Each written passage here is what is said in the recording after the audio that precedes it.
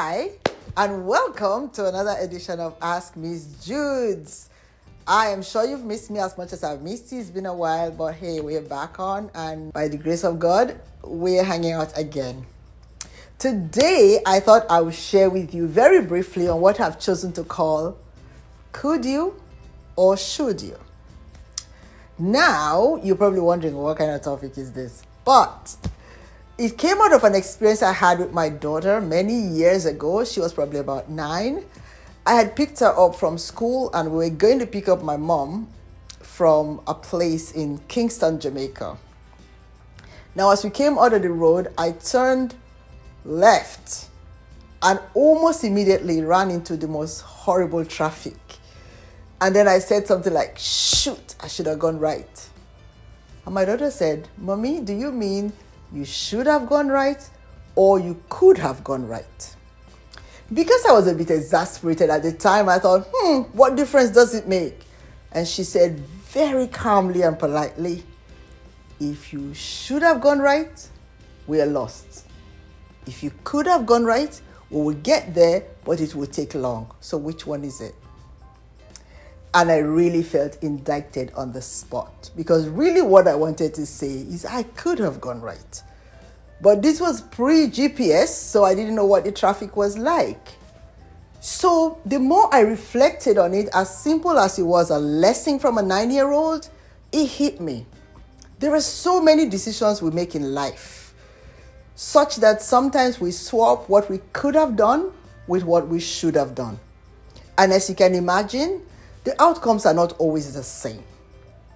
So for example, if your friend is ill, you could have gone to visit them, but you didn't. Just suppose you were the only help they could have at that time. You would have said to yourself, I should have gone. How many times do things happen to people and you say, oh, I wish I did this, I should have done this, and I didn't do it? That is the huge could have or should have dilemma.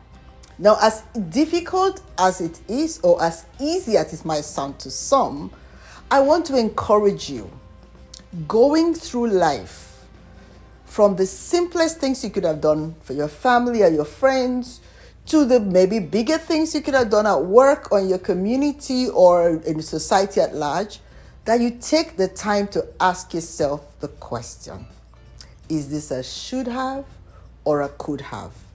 The big lesson is a could have is optional. We have choices. It might take longer, but it will get done. But a should have could spell the difference between somebody's success or even life or death.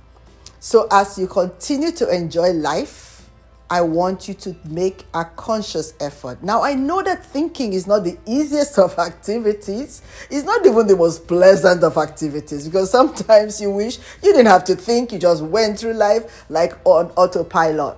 But the truth is, because we're human beings in whom God has invested some degree of intelligence and responsibility, we cannot just float through life doing things like, oh, well, it might happen or it might not happen, especially if we're parents or siblings or significant others to people, that every decision we make has something of an impact. And if you do have a faith like me, there is an ultimate purpose in what we have to achieve, because God has put us on this life to be of positive impact to others in our sphere of influence.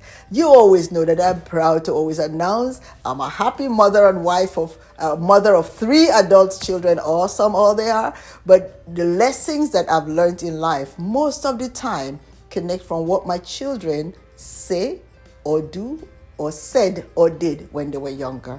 And I hope that as you continue on this journey with me, you will take the time to ask yourself, is this a should have or a could have moment? Now, if this has been of any use to you, which I think it has, please feel free to drop your comments in the section down below. Share examples where this has worked for you, or even other strategies that you use to ask yourself the questions before you make valid decisions in life. Looking forward to hanging out with you again real soon.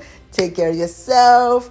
All the best. Now you know that you have to click to like, share, or subscribe, and keep those comments coming in. And if you want to suggest something that you don't feel comfortable posting on the chat, please send an email to askmissjudz@gmail.com. Again, that's askmzjudz@gmail.com. Looking forward to talking to you again real soon. Bye. That was good. How long was it? Like 6 minutes. Oh, good.